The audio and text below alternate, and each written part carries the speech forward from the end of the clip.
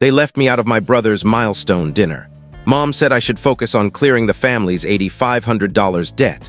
My brother, Ryan, added, "No place for you? Oh, you're not really family." My parents stayed silent. I replied, "No place?" Funny, I've been funding this table forever. Until now, I'm Alex, 32, the eldest, the one who keeps the lights on and Wi-Fi paid. I manage databases for a shipping company, dull until systems crash, then everyone pings me like I'm the rescue squad.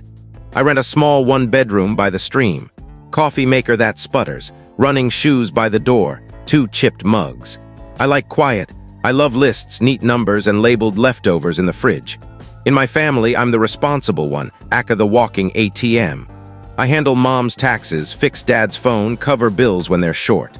Ryan, 24, is the fun one, aka the reason bills are short. He quit college twice, calls it self-discovery, drives a loud car with shaky brakes, and dodges rent. Mom and dad call him a free spirit. I call him my costliest habit. Friday, I was debugging code when my phone buzzed. Family chat. Dinner for Ryan's milestone, Saturday, 7 p.m., Bella Terra. Dress nice. I blinked. Milestone. Mom posted a certificate photo with confetti gifts. Ryan. Chill, elder, it's my plumbing course completion. Dinner after. Mom, proud of our boy, everyone's coming. I checked the shared calendar, dentist, oil changes, Fern reminders. No dinner, no invite. I typed Bella Terra needs a headcount. Mom, Alex, focus on the $8,500 debt. We'll handle dinner. I stared. Debt? Why no invite? Ryan, no place for you. You're not really family. Wink emoji, laughing emoji, thumbs up. I called. Mom answered on speaker, voices and clinking plates in the background. Alex, don't start. Tonight's for Ryan. The venue's small. I said, you didn't tell me. It was a done deal. Silence. Ryan, Bella Terra's not a soup kitchen, pal. Limited spots. Dad, don't escalate. A waiter, gratuity included for 7, not invited. I said, no seat. Mom, focus on the debt, utilities, HOA, dad's dental. I said, by not showing up. She said, by not making a scene. Call ended. My coffee was cold. The cursor blinked like a heartbeat. Beneath the shock, a puzzle piece clicked. No place. No notice, just their voices. The $8,500 wasn't a surprise. It was years of just this once moments. Boiler repair, cracked windshield, dad's implant, HOA fees, Ryan's shoes, delivery fees, gas money. I'd shift funds from my vacation or emergency savings to family. I kept a ledger, not to collect, but because numbers calm me. No invoices, no interest, just a growing sum.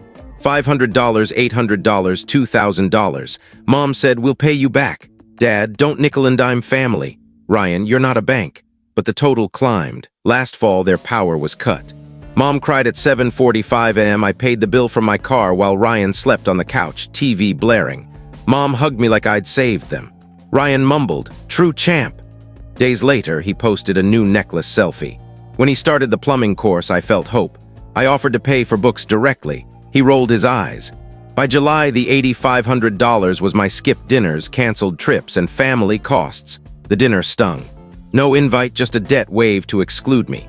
Ryan's not family jab landed hard. I recalled a fridge list 2 weeks earlier. Bella Terra, 7 people. Mom, Dad, Aunt Clara, Uncle Mike, cousins, Ryan, and his girlfriend, Lily. No Alex, I told myself it wasn't final. I was wrong. Sunday, I dropped off a cable. The house smelled of herbs and laughter. Ryan, dinner was awesome, cheesecake with a flair. I gave a speech, thanked the real ones. My name wasn't mentioned. He said, it'd be weird with you there, counting utensils. Mom, Alex, don't start. Dad, we're tired, no money talk. I left the cable. Enjoy the leftovers. Driving home, the facts sharpened. No place. $8,500, not family. The bill payer was checking who ate. Tuesday night, humid and heavy, the family chat glowed with Ryan's celebration. I posted a ledger screenshot. $165.78 for power, $380 for brakes, $1,800 for the boiler. Total, $8,500.92. Ryan, classic Alex. Mom, inappropriate. Dad, not in a chat. I typed, I'm outside. They opened the door. Ryan, Mom, Dad, Lily in the hall. I held an envelope. Ledger copies for your fridge, I said. I'm done being the table you pile everything on. You said no place for me. I've funded this table, not anymore. Mom flushed. How dare you? Dad. What table? I said. The one holding your dinners, excuses, stories, no more. I raised 3 fingers. 1, no more money for HOA, breaks, phones, deliveries, card declines, you eat at home. 2, boundaries. I'm not your tech support or bill fixer. I work for a company, not you. 3, respect. You don't use my name when convenient and erase it when not. This ends today." Ryan laughed. "You sound like a meme." I said, "I called Bella Terra. Your card bounced twice. Someone else paid $545. Mom, this is intrusion." I said, "It's clarity. You used $8,500 to exclude me while celebrating a kid who said I'm not family." Dad, "Watch your tone." I said, "New tone, I'm not fighting. I heard you, no seat, so I'm not standing." I left the envelope and walked out. "Ryan, you'll be back." I kept walking. In my car, my hands shook, not fear, relief.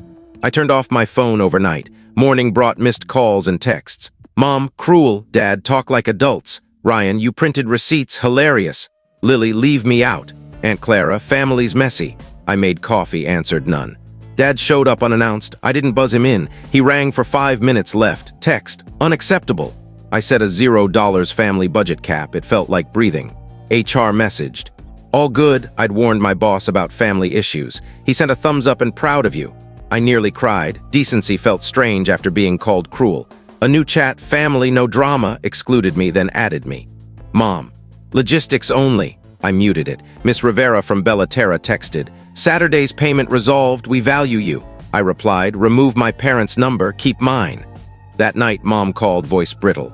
"I don't recognize you." I said, "I'm consistent now. You used $8,500 to exclude me." She paused then. "You humiliated Ryan." I said, "I printed numbers. If you need help, ask. I'll say yes or no based on my life. No logins, no cards, no uninvited dinners." She whispered, "Cruel." I said, "Boundary," and hung up. Saturday, Ryan texted a greasy-handed selfie. "First day at the shop." I didn't reply. Pride without honesty is fake. He asked for $70 gas money. I typed, "No." He sent question marks then. "It's $70. I repeated, "No." He called. I ignored. Dad sent a water shut-off notice. "Your fault." I replied, "Set a payment plan. Adults do that." He said, "You used to handle this." I said, "I used to be the table."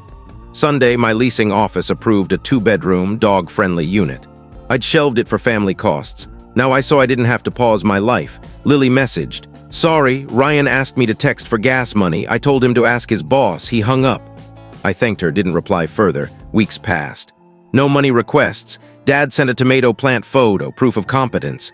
Mom sent a casserole picture, "Your favorite." I said thanks, didn't pick it up. My boss offered a senior analyst role, more pay, less chaos. "You've carried more than your title," he said. I signed the new lease, started a folder. Alex's life. Shelter links, vacation plans, friends to cook for. Quiet, not exclusion, my quiet. Months later, a postcard from Ryan. "Certified real job, paying my insurance, thanks for the push." I felt something, not forgiveness, not resentment, just a new sentence. I pinned it to the fridge with a leave by 10 magnet, fed my dog, bite, and walked to the stream. The city hummed. Here's my truth, generosity without limits is a slow drain. You end up cold in an empty room. I'm not the table. I'm a person with a chair and a name. I choose where I sit. If there's no place for me, I go home, feed my dog, and set my own table.